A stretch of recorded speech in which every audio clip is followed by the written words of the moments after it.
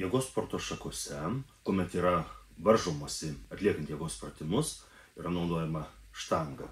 Dėl to didinant jėgą irgi yra geriausia naudoti štangą. Ir keliant svorį su štanga galima pakelti didesnį svorį negu keliant svorį su hanteliais.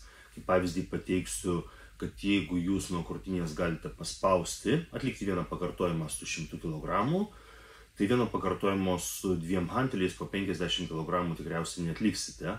Paprastai tai nėra ta formulė, kuri absoliučiai visiems tinka, bet vidurkis yra toks, kad su hanteliais bendra 2 hantelių suma, kurią galima paspausti nuo krūtinės, paprastai būna 80% to, ką galima paspausti su štanga.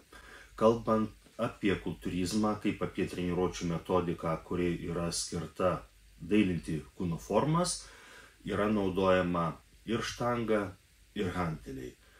Irgi paimkime kaip pavyzdį krūtinės treniruotę. Tai gali būti, kad pirmas pratimas bus atliekamas su štanga, pavyzdžiui, štangų spaudimas gulint arba štangų spaudimas kampu. Antras pratimas gali būti atliekamas su hanteliais, hantelių spaudimas kampu arba hantelių spaudimas gulint ant horizontalaus suolelio. Jei jums ši informacija, kurie čia dalinuosi, pasirodė naudinga, tada daugiau mano turinio treniruočių, mitybos, maisto papildų, motyvacijos, disciplinos temomis, kur aš kalbu po 40-60 minučių, galite rasti Contribui platformoje, apačioje dalinuosi nuorodą, kuri yra. Prisijungimo kaina yra tik tai 5 eurai per mėnesį ir ten yra jau virš 50 išsamių paskaitų. Turėdami tos prisijungimus, taip pat jūs turite galimybę klausti manęs ir gauti mano atsakymus apie jūsų treniruotes, apie jūsų mitybą ir taip pat gauti mano 20 ir daugiau jau netgi metų treniruočių, dietos laikymosi, dalyvavimo varžybose patirtį.